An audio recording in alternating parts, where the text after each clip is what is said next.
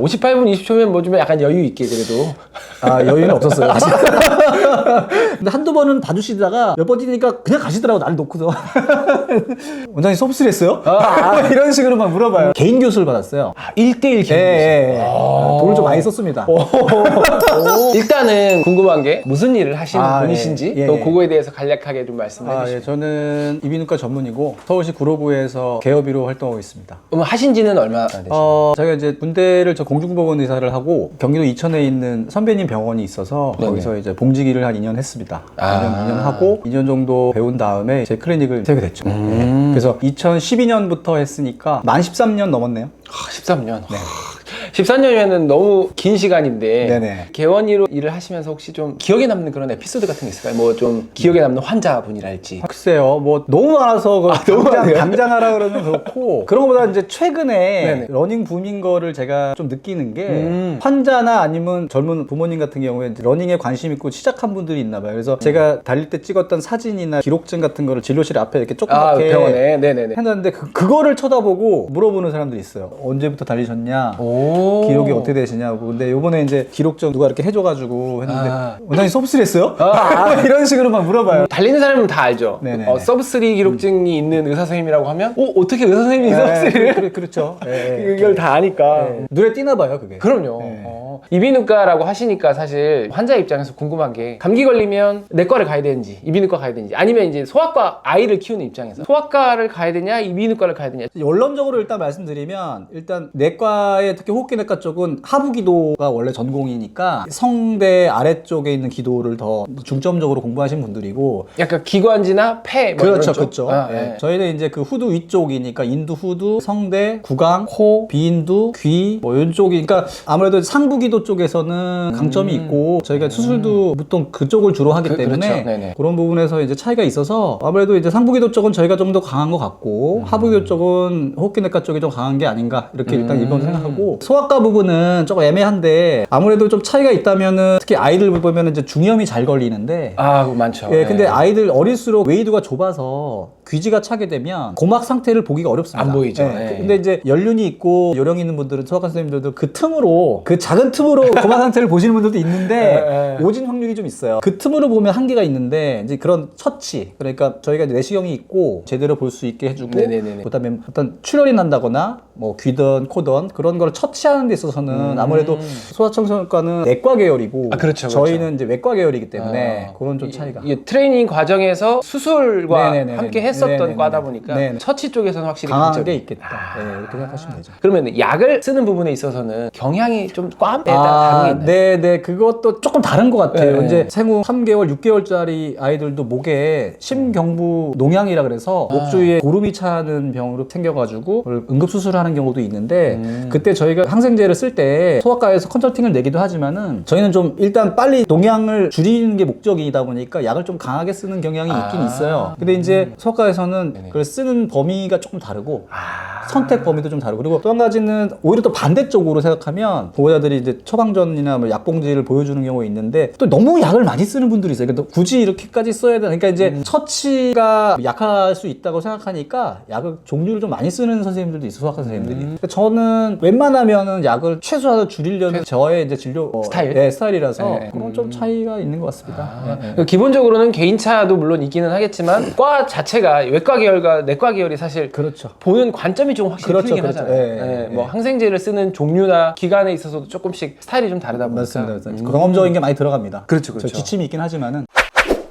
이제 러너이시기 때문에 나오셨으니까 네. PB. 네네. 일단 10km는 사실 대회를 정식으로 뛰어본 적이 기억이 없어요. 그래서 근데 그런 분들이 많으시더라고요. 예, 왜냐면 10km 너무 짧게 끝나니까 대회를 돈 내고 뛰기가 좀 아까워요. 그렇죠. 그래서 최근에 뛴 하프 대회를 4월 둘째 주에 YMCA를 아유, 뛰었는데 YMCA. 그때 기록을 보니까 아마 10km를 제가 한 39분 때 뛴 것 같아요. 39분. 네, 그래서 그렇게 뛴 것 같고 하프는 요그 대회에서 1시간 26분 44초. 네, 그리고, 44초. 예, 그리고 이제 풀코스는 올해 동아마라톤 3월 16일 날 한 게 2시간 58분 20초. 58분 20초면 뭐 좀 약간 여유 있게 그래도. 여유는 없었어요. 200m 남겨놓고 양쪽에 쥐가 나와가지고 와. 극적이었습니다. 아 그렇군요. 네. 200m가 물론 42km 치고 짧지만 사실 200m 남았는데 쥐 네, 올라오면 아 정말 너무 놀랐어요. 그때. 몇 분 금방 지나가니까. 걱정 정말 많이 했죠. 그때. 네네네. 여기서 끝나는 건가? 아 이제 서브 3까지 가는 과정이 사실 네네. 뭐 모든 분들이 다 그러겠지만 여정이 굉장히 험난했을 것 같은데. 네네. 아 지금 말하려면은 이거 1시간 넘게 걸릴 그렇죠. 것 같은데. 이게 뭐 눈물 없이 못 듣는 그런 얘기들이. 간략하게 말씀드리면은 저는 사실 이제 건강 때문에 사실 달리기를 시작했던 거고 네. 2019년도 하프 대회를 한 6번 정도 나갔어요. 신기했던 거는 뛸 때마다 기록이 조금씩 좋아지니까 아. 그 성취감이 너무너무 큰 거예요. 그렇죠, 네, 그렇죠. 그래서 너무 내 스스로가 뿌듯하고 그래서 하는데 제가 풀코스를 뛸 거랑은 생각도 안 했어요. 네. 하프 대회 나갈 때만 해도 왜냐면 하프도 이렇게 힘든데 이걸 또 뛰라고? 이건 말도 안 된다 이렇게 그렇죠, 생각했거든요. 그렇죠. 그랬는데 이제 주위에서 가만히 안 두고 하프까지 뛴 거는 마라톤이 아니다. 그렇죠. 러너는 돼도 마라톤은 아니야. 이런 얘기를 자꾸 해가지고 네네. 주위에서 얘기를 하니까 그래서 한 번은 뛰어야 되나 이러고 이제 고민을 하고 있는데 코로나가 터진 거예요. 2020년도에. 네네. 그래서 그때부터 2년 반을 거의 뭐 대회가 없어가지고 혼자 그냥 조깅만 하고 주말에 시간 나면 힘든 산 우리나라에 이제 높다고 하는 좀 높은 산 위주로 등산을 조금 자주 했어요. 이제 2022년도 가을에 오프라인 메이저 마라톤이 처음 열린 게 22년 JTBC 마라톤인데 네네. 그때 처음으로 풀코스 데뷔를 한 거죠. 네, 그때 처음 기록이 3시간 11분 22초였거든요. 근데 사람들이 이게 처음 뛴 사람이 3시간 11분 하기가 쉽지 않다. 그렇죠. 그러니까 얼마 안 남았어. 서브 3까지. 아 욕심이 날 기록이잖아. 저는 그것도 몰랐는데 근데 이제 제가 나이가 만 50이 됐으니까 그 당시에 사람들도 우리 50 넘으면 서브3 하게 처음 하는 거는 사실 불가능에 가깝다. 확률적으로. 네네. 당장 밀어붙여라. 물 들어갈 때 노져라고. 그래서 마음 먹고 제가 돈을 좀 들여서 네네. 그 해 겨울에 엘리트 출신의 코치를 섭외를 해서 개인 교수를 받았어요. 1대1 기록. 돈을 좀 많이 썼습니다. 그래가지고 한 3달, 4달 하고 23년도 동아마라톤 서브3 도전을 했는데 네네네. 실패했죠. 아. 네, 4분 줄였어요. 그래서 3시간 7분이 된 거예요. 이제 싱글로만. 네, 아. 그래서 나는 여기까지인가 보다. 좀 실망을 좀 많이 했죠. 네네. 그래가지고 실망하고 그냥 지내다가 그러면서 생각한 게 제가 이제 뭐 혼자 운동도 해보고 단체 레슨도 받아보고 네. 다 해봤는데 안 됐으니까 마지막 남은 방법이 뭘까 고민하다가 저보다 상급자, 네네. 저보다 상급자들이 많이 모여있는 그룹을 찾아서 그분들과 같이 운동을 한번 해보면 어떨까? 여러 가지 방법들을 찾으면서 네네네. 그 방법으로 마지막에 예, 이게 마지막 나의 이제 방법이다. 이것도 안 되면 정말 안 된다. 그래서 어렵게 이제 수업을 해가지고 그 서울 마라톤 클럽이라고 그 중에 이제 130 팀이라고 해서 하프 기록이 1시간 30분 이내인 사람들만 뛰는 그룹이 또 따로 있습니다. 서브 그룹이. 거의 그러니까 거의 서브 3 주자들 거의 서브 3나 싱글 안쪽에 있는 주자들. 네네. 그래서 그 모임이 이제 상암동에서 매일 일요일 새벽 5시부터 시작을 하거든요. 네네. 12월부터 그분들하고 따라서 뛰기 시작했습니다. 그래서 거의 12주 정도를 매일 일요일 새벽에 40km 정도씩 뛴 것 같아요. 매주. 예. 처음에는 정말 맨 뒤에 쳐져가지고. 근데 한두 번은 봐주시다가 몇 번 뛰니까 그냥 가시더라고, 날 놓고서. 네, 따라가기 시작했는데. 강하게 키우는. 예. 그래서 이를 안 보고 따라갔는데, 한 2달 넘어가니까 저도 좀 따라가겠더라고요. 그래서 좀 자신감도 얻고 그렇게 해가지고 테스트 겸 이제 올해 2월에 대구에 있는 마라톤을 나갔습니다. 대국마를? 네, 네. 대구 나갔는데 거기서 기록이 또 쭉 줄더라고요. 2분이 줄었어요. 3시간 2분까지 나오길래 가능성 있다. 가능성 있다. 네, 그래서 조금만 더 하자. 네, 해가지고 도전해서 됐습니다. 그래서 결국에는 올해 동마에서 네, 해냈습니다. 서브 3로. 와. 그러니까 결국에 제일 주요했던 건 상급자들의 등을 바라보며 뛰었던. 그렇죠. 그리고 마일리지도 저는 300km라는 걸 얘기만 들어봤지 네네. 사실 300km를 매일 10km를 뛰라는 건데 이게 가능한가? 이게 뛰고 나면 아프니까 모터에 통증도 있고 그래서 맞아요. 그러니까 부지런해야 되는 게 뛰고 와서 그냥 쉬면 안 됩니다. 아무리 추워도 영하 10도에 뛰고 들어와도 찬물 아이싱으로 죽을 것 같이 차갑지만 하프를 뛰는 게 더 편하지 찬물 아이싱 오븐이 더 힘들거든요. 너무 추워서 네네네, 그렇죠. 힘들어도 그걸 해줘야 되고 또 폼롤러 계속 해주고 그런 걸 하지 않으면 절대 300 넘기기가 어렵더라고요. 저는 정말 지금 생각해보면 아무리 인터벌 훈련을 많이 하고 했더라도 기본 베이스 마일리지가 없는 상태에서 그렇게 해봐야 사상 누각인 거지. 그렇죠, 그렇죠. 그러니까 베이스가 탄탄해야 속도 훈련이 의미가 있는 거지.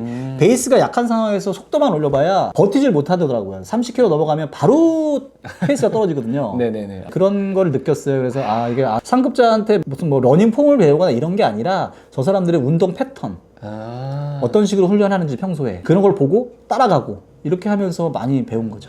그러니까 저도 들어보면 뭐 300, 400 하시는 분들 얘기는 듣지만 그게 진짜 어느 정도인지 못 느끼는데 옆에서 이제 직접 보고 하면 아, 이 정도가 300이구나. 그래서 그 전에 내가 진짜 나는 너무 노력도 안 해보고 너무 큰 걸 바랬다. 그러면 결국에 서브3가 되는데 가장 주요했던 훈련이라고 하면? 우리 서울 마라톤 클럽의 130팀 우리 멤버들 감사합니다.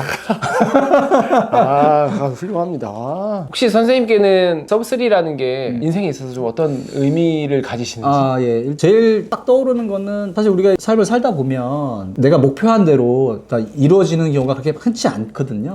네. 뭐 중간에 변수도 있고 목표치 다다르지 못하는 경우도 있고 한데 이 마라톤은 모르겠습니다. 아직까지는 열심히 하면 할수록 바로바로 결과를 보여주니까 네. 너무 성취욕이 실현되고 스스로한테 대견하다는 생각이 많이 들고 생활에 활력도 되고 네네. 건강도 찾고 그런 의미가 있어서 평소에 일반적인 우리 뭐 일이나 이런 직업적인 부분에서 얻지 못하는 그런 성취감을 받게 해주는 아주 중요한 그런 활동인 것 같습니다. 네네. 마일리지, 한 달에 마일리지 이런 거는? 네네. 마일리지를 예전에는 평균 한 150에서 200km 정도 뛴 것 같아요. 네. 예전에는. 그런데 이제 올해 동아마라톤의 기록을 내겠다고 목표를 잡았을 때는 작년 12월부터는 한 평균 350, 360km 정도. 300 이상? 네.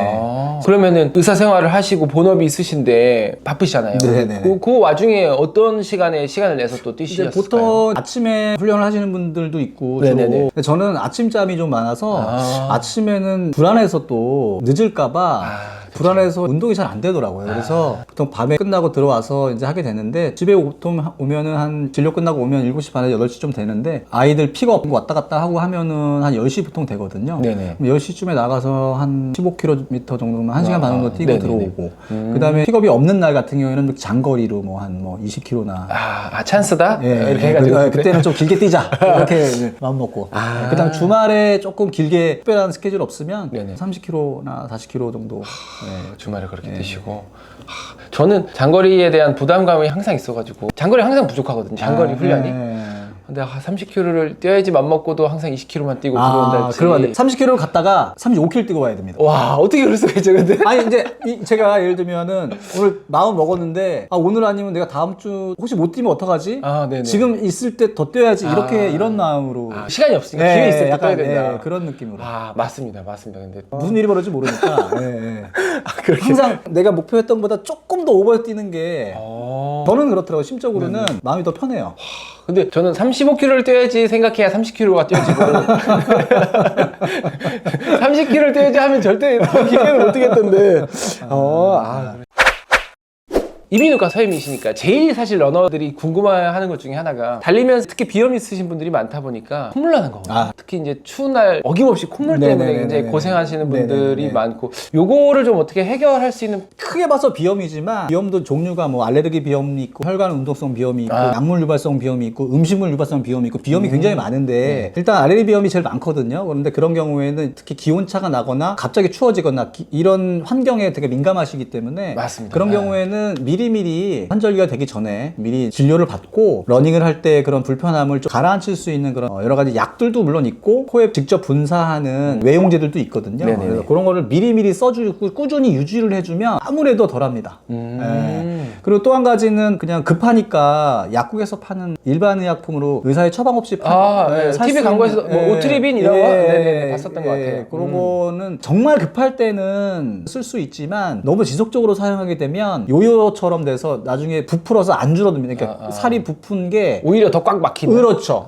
그러면 불응성이 돼버리면 수술을 할 수밖에 없는 상황이 오거든요. 그래서 약에도 안 듣게 되는 상황이. 네네. 그래서 그런 거는 제조력이면 삼가하는 게 맞고 의사의 처방이 필요한 진료를 보고 전문의약품을 쓰시는 게 안전하다. 일단 그거를 추천드리고 싶어요. 저도 사실 비염 수술을 한 지가 10몇 년 된 것 같거든요. 비중격 망곡증 수술을 하고 저는 굉장히 효과가 좋았던 편인 것 같아요. 많이 편해졌고 유지도 그래도 어느 정도는 좀 완전히 돌아가지 않고. 그렇죠. 근데 저는 이제 궁금한 게 그러고 나서 이제 어느 정도까지 계속 괜찮을까요? 아니면 결국에는 또 다시 돌아오나요? 100% 돌아오진 그렇게는 아니고 좋아지는 건 확실한데 다시 심해질 수 있는데 그거가 뭐 얼마 만에 그렇게 될지는 예측하긴 좀 어려워요.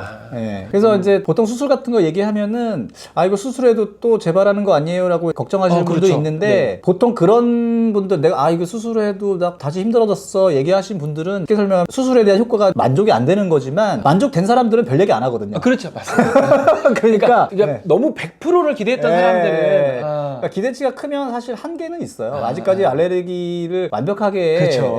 완치하는 게 쉽지 않아서. 제가 동아마톨 처음을 딱 띄웠는데 앞에 이제 배번에 조 표시가 있지 않습니까? A조, 그렇죠, B조, 그렇죠. C조 뭐 네네네. 있는.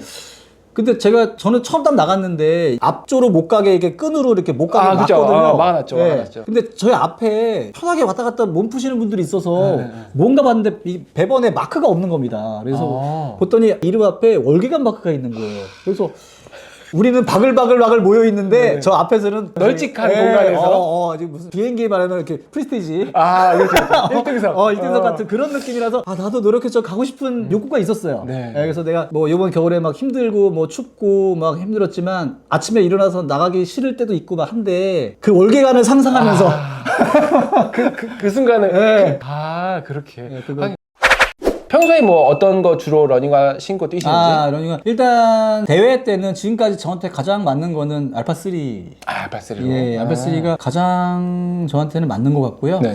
그 다음에 이제 뭐 아디오스 프로 4가 최근에 나왔는데 그거는 30km 대회를 한번 신고 뛰어봤는데 그것도 신어보셨고. 예, 근데 네네. 그거를 신고 뛰었더니 한 하프 좀 넘어가니까 저한테는 약간 꺼지는 느낌이 있어서 이게 데미지가 좀 많이 생길 것 같은 느낌이 들어게 불안감이 좀 생겼어요. 그래서 네네네. 그거는 이제 하프까지만 신기로 했고 그 다음에 이제 평소 조깅은 회복 조깅이나 천천히 뛸 때는 뉴발란스 S 트레이너 SC 트레이너. 네, 그게 두 개가 있는데 번갈아 그냥 천천히 신고 있고 전천후 신발로는 이제 서코니 엔돌핀 프로 3. 서코니. 엔돌핀 프로 3가 빨리 뛰어도 괜찮고 천천히 뛰어도 괜찮고 괜찮은 맞습니다. 것 같습니다. 네네. 가볍고. 좋은 신발이죠. 지금 뭐 활동하고 계신 크루? 네네네. 첫째는 제가 처음부터 마라톤 시작하면서 했던 모임이 있는데 ENRC라고 그게 ENT 러닝 크루입니다. 그래서 이비인후과 선생님들이 대부분이고 거기 뭐 정형외과 선생님도 있고 뭐 성형외과 선생님도 좀 있지만 대부분 이비인후과 선생님들끼리 모여 있는 그런 T는 왜 빠져? ENTRC보다는 어감이 어감이? 네, ENRC 너무 길어서. 네, 그렇죠. 단체 싱글에 맞출 때 로고가 많이 길어지면 단가가 올라가기 때문에 그래서 귀, 코까지만 하고 목이 네, 빠졌네요. 네, 그래요. 그렇게. 그러면 거기서는 혼자 서브3? 네, 저 거기선 처음 시작했고 밑에는 이제 뭐 싱글 근접해 있는 분들 한 두 분 있고 두 번째는 이번에 이제 제가 요 서브스 준비하면서 같이 운동하게 된 서울 마라톤 클럽의 130팀 130팀. 네, 이렇게 또 두 군데 활동하고 있습니다. 알겠습니다.